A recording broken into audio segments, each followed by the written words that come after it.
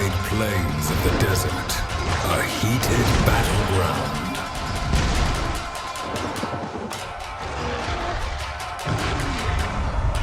Suddenly a rumbling, a world-shattering sound.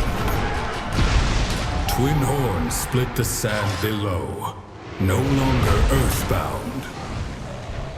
For this is the true ruler of this dry dystopia. Trespassers shall be punished. Protect thy cornucopia.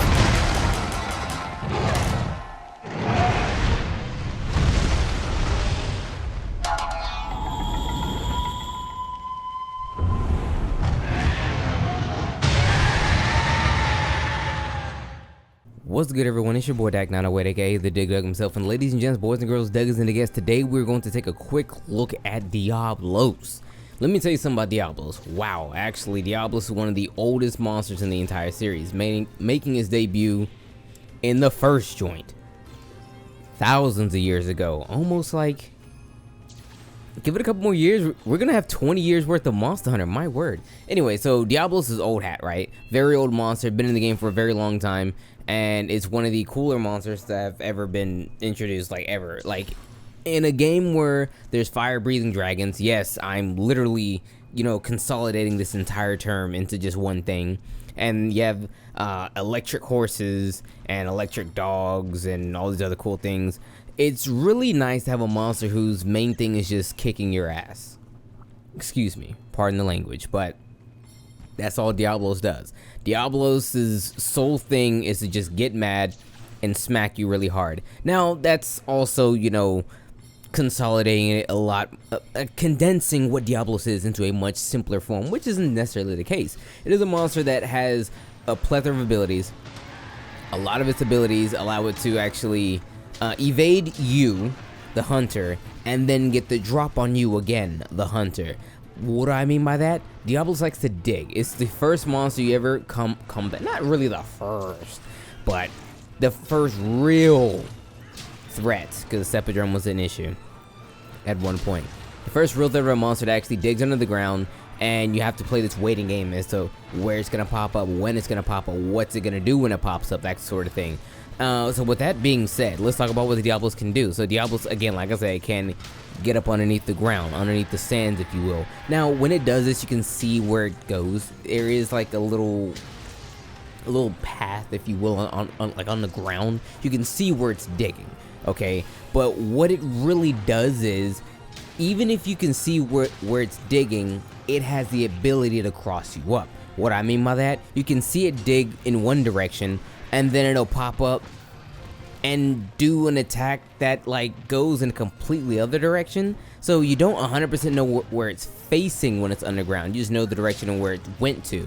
So you can think, okay, it's gonna go in a straight line right here, and then you can still get hit with an attack because you blocked wrong. Happens all the time. You'll see it happen to yourself more often than not. That's just how Diablos gets his rocks off.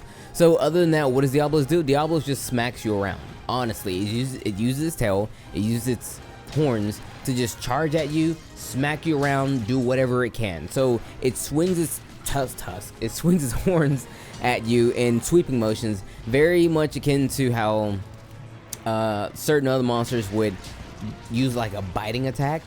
In that form, where they would like bring their face up to you, Diablos would like swing that head. It'll charge at you as well. Remember the Barioth? The Barith? The Barith and Diablos, they kind of are similar in that regard. They love to charge at you. They rush, they charge, they do all these things relentlessly. Also, one way to actually combat you, the hunter, again, once more, if you're behind it, it is one of the few, if not the only monster to actually, well, not the only, but one of the few monsters to utilize their tail to attack from behind. This is something that happens to me all the time, because a lot of times you're chasing Diablos. Diablos will charge in one direction, so let's say you evade it and then you run after it, hoping to hit it on its back legs or something like that. Well, while you're in that particular position, it'll just slam its tail on you, and the hitbox on it is kind of ambiguous. You have to block it directly head on more often than not to actually get the full slap. If not, you're gonna be in some serious issues. By that I mean you're gonna take an L. By an L I mean you're gonna get hit. speaking of getting hit and taking L's, this is one of the hardest hitting monsters traditionally. So it doesn't take a whole lot for you to get hit by this thing to take the fat L. Any measure of its digging attacks where it will dig into the ground, which I love to call the quick dive, where it'll dive in the ground and immediately dive right back up again, or it'll dive in the ground, run in one direction, run another direction, and then like kung fu kick its way all the way across the screen from a dive, and then like as it's doing this, it's kicking with its feet in the air. Okay, the kung fu kick. Old heads know what I'm talking about. It'll kung fu kick, land on the ground, and then as it's landing and sliding, it's still doing damage because it's Diablos, of course it is. And then it'll swing its tail at the end as well, and that's also in a hitbox. It just has a lot of means to do a lot of hurt to you as a hunter. There is a lot of things to Diablos. It's not an impossible monster. It's a very, very good monster, and a monster that I feel a lot of people can come to grips with.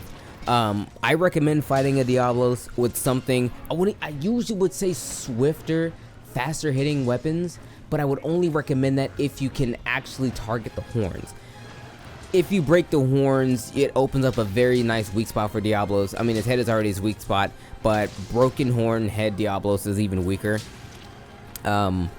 It's kind of a good thing to break the horns. So if you can do so and utilize that extra head damage. What else did I say about Diablos? I'm not gonna lie to you guys. This is all the stuff that I'm saying off Diablos through history. I'm not gonna lie to you. Couldn't really tell a difference in Diablos in Rise. Maybe it digs a little less. I've noticed in some instances it's dug a lot less, but in other cases it's just Diablos. When it's pissed off, there's smoke coming from his mouth. Yeah, it hits really hard. It can really catch you on the back foot because it has a lot of interesting attacks. The hip check it has actually quite interesting. It can pivot its hip check and pull you in. That happens quite a bit actually. What else? I talk about the digging, right? Talk about the digging. Talk about the digging attacks. You have to watch out for them. If you have a shield, just guard it. I'm not gonna just guard it. Just try and figure out which way it's facing and then just guard it. Okay, and then other than that, there's not much else to say about Diablos. It hits pretty hard, but it's not an impossible monster. I made like 1,000 videos on Diablos. This is actually a pretty concise video where it's like, you know, condensed. I've said this like 3 times in this video already, but Diablos isn't a true menace. It's something you can beat, but it's a fun monster to fight because it can put you in a bad situation, but you can also feel like an absolute legend when you come on top from it. The best thing about Diablos is once you get to grips with its underground digging, because it doesn't have like a fireball or something like that, it's kind of easy to keep your own damage on the monster, you know? And when you do that and do a lot of good damage to the monster, obviously it will try and dig. And if it does that, and if it's tired, you can use a sonic bomb to like insta pitfall trap it. Like you knowing how to fight the monster will benefit you directly. There's actual benefits to learning how to fight Diablos, and it'll help you in the long run. Do the damage to the head, break the horns, get the extra weak spot. Now you have the extra weak spot, smack it a bunch. You'll make it tired. When it's tired, it digs slower, and when it digs, it usually doesn't fly out. It'll dig and come right back up where it is. The actions it'll do underground usually depends on how fatigued it actually is, but if it's fatigued, it'll just come right back up. But if it's digging, throw a sonic bomb, trap it in the ground. Back in the day, we used to use flash bombs, and we would loop it. So when it's tired, we'd sonic bomb it in the ground. We'd beat on it until it frees itself from the ground.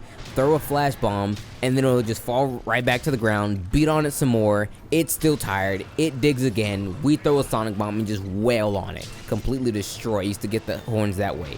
Not an impossible monster, but once you learn how to actually fight the thing, you'll be rewarded with 100% the best feeling fight ever, especially when utilizing the weak spots. Now, I haven't talked about the gear and everything yet. That's because I'm going to summarize it for you right now. If you use the lance, like I use the lance, you're gonna make the armor. That's it. It is the obligatory lancing armor in this game. It is straight up and down the lancing armor. Routinely and throughout history, it has been a hammer or a greatsword weapon, not even in the slightest in this case. Also, I'm gonna briefly talk about the weapons as well. The weapons, high damage, low affinity, green sharpness. So, bludgeoner, and you're good. like end game weapon good. Dead serious. You can rock some Diablos end game. I mean, like, when a monster is on, when the fight is actually so simple, I don't really feel the need to prolong it by having all the graphs and charts.